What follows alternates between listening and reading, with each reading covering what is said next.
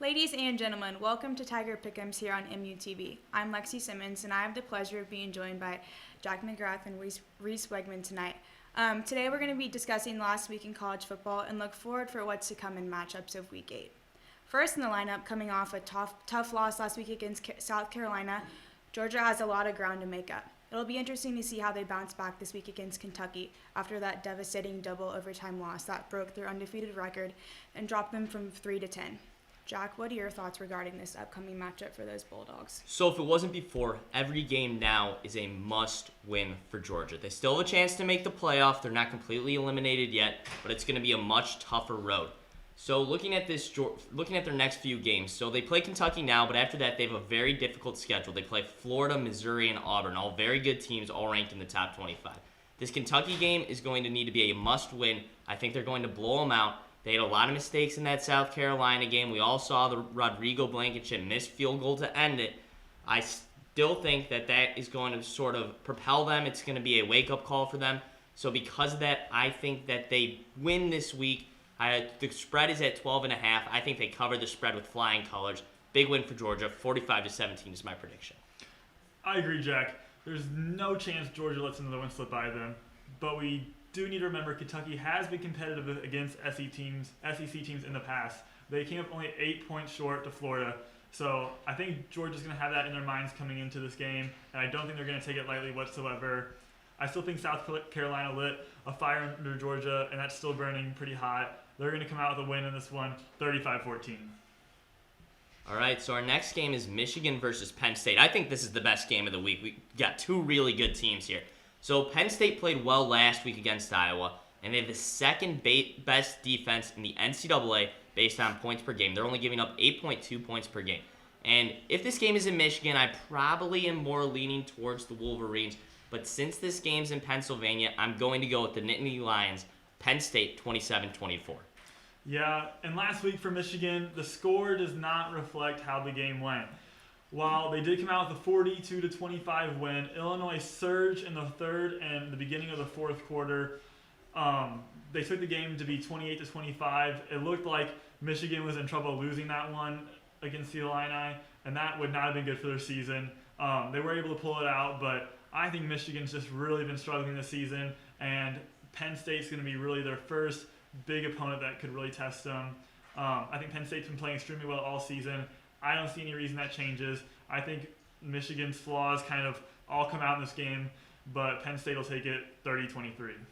Yeah, I agree with both of you guys. I mean, this is a huge Big Ten showdown with Penn State coming off that really great win for them against the Hawkeyes. They're averaging 42 points a game and allowing 53.8 rushing yards. But with Michigan struggling on their offense, I just don't think they're going to be able to put up enough points against Penn State.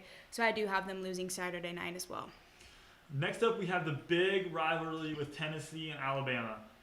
I don't think there's a whole lot to say here other than Alabama absolutely puts on a clinic against Tennessee. Who cares about the score? It's not going to be pretty. Reese, we're on the same page here. I mean, although Tennessee's coming off that huge win against Mississippi State, Alabama has won their last three meetings by 37, 38, and 39. I mean, I'm all for an upset, but I'm going to have to take the number one Crimson Tide on this one as well. Yeah, it's nearly impossible to bet against Alabama. I expect the Tide to keep on rolling, led by Tua, 48-27, Alabama.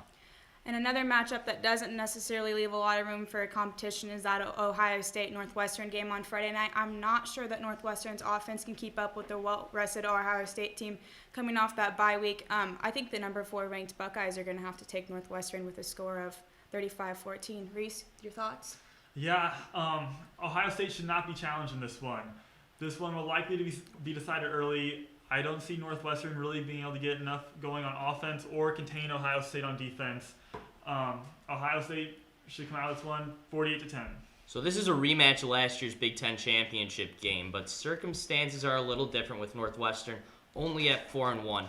Ohio State has pounded teams with their ground game, but even if Northwestern is able to bottle up the run, they still have to deal with quarterback Justin Fields. I don't see them being able to do that. Ohio State has too many weapons. I don't think Northwestern even keeps this game competitive. Our next matchup is Auburn versus Arkansas. So Arkansas is coming off a very bad loss against Kentucky, a team we talked about earlier. And their top-ranked recruit decommitted after that game. About 30 minutes after that game, he sent a tweet saying he wasn't sure he still wanted to go to Arkansas. So they're in a bit of a slide right now. Auburn's a very good team. I don't think Arkansas has the tools to pull off an upset. I agree with you there, Jack. The Razorbacks just can't seem to finish. They're on their third straight loss, all by a touchdown or less. I think the outcome on Saturday against the Tigers just won't be any different. I have Auburn all the way. Arkansas's had issues all season long. Like you said, Lexi, they can't play a full 60 minutes and put teams away. This doesn't bode well for them coming into a matchup against Auburn. I got Auburn winning this one as well. So coming into Clemson versus Louisville.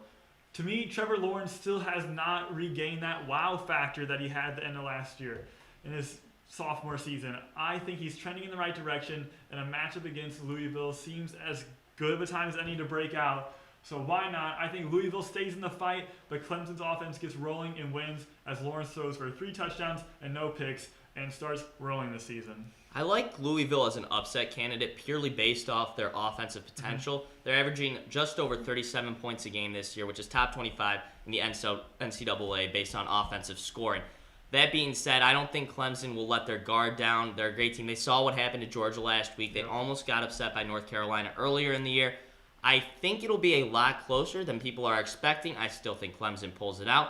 42-34, high-scoring affair. I'm right with you there. Louisville is still on that 2-game winning streak, which brings them to that 4-2 record, but Clemson's on their 21st straight win, holding that national defending championship title pretty high. So I'm still going to have to go with Trevor Lawrence and that Tiger offense, bringing it home with a big 49-21 win. So next up is LSU versus Mississippi State. With their win over Florida last week, LSU put themselves in great position heading into the rest of the year to make the college football playoff. And I think as long as they take care of business the rest of the way, they will be there. I expect them to do that on Saturday against Mississippi State. This game is just a small stepping stone in LSU's path to the playoff. Joe Burrow is a legit Heisman candidate this year. I think he's going to lead LSU to victory. Yeah, LSU's been incredibly dominant all season long. Posting over 60 points in back-to-back weeks is no joke. Mississippi State has not been impressive to this point in the season. I mean, they lost to Tennessee last week. LSU should have no trouble wiping the floor with this team. The Tigers grab another W on their way to the college football playoffs. I'm right there with you. Even though LSU is on the road, they're still favored by 19 against Mississippi State. And with their recent win over Florida and that dominating offense that continues to impress the masses, I'm just going to have to go with the Tigers as well. Next up, we have the number 22 ranked Missouri versus Vanderbilt. Vanderbilt's coming off an embarrassing 34-10 loss to UNLV last week, but they've got that home field advantage against the Tigers. But on the other hand, Mizzou's feeling good about their homecoming performance against Ole Miss with Kelly Bryant throwing for 300 yards. The Tigers swept their season around, and they are now on a 5-game winning streak. I'm going to have to go with the Tigers on this one. I've got them covering Vanderbilt 20-14. So suddenly, guys, Mizzou is atop the SEC East. How crazy is that? We never would have been expected looking back at that Week 1 game against Wyoming. So Georgia's loss has given Missouri a chance to capitalize and maybe take the SEC East regular season crown. That was a lot of excitement in that homecoming game last week after Georgia's loss because it meant a lot more.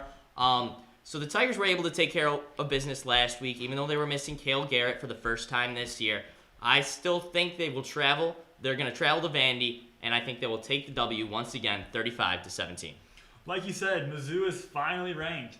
That, along with sitting atop the SEC East, is plenty to celebrate about. But the Tigers can't let off the gas pedal now. Vanderbilt may not seem like a formidable opponent, but after the Wyoming game, I think Mizzou really learned its lesson and won't look past this matchup.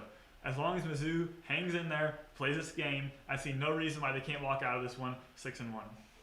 All right, guys, that's all we have time for today. Thank you for tuning in for 23 Sports. This is Jack McGrath, Reese Wegman, and Lexi Simmons. We'll see you next week.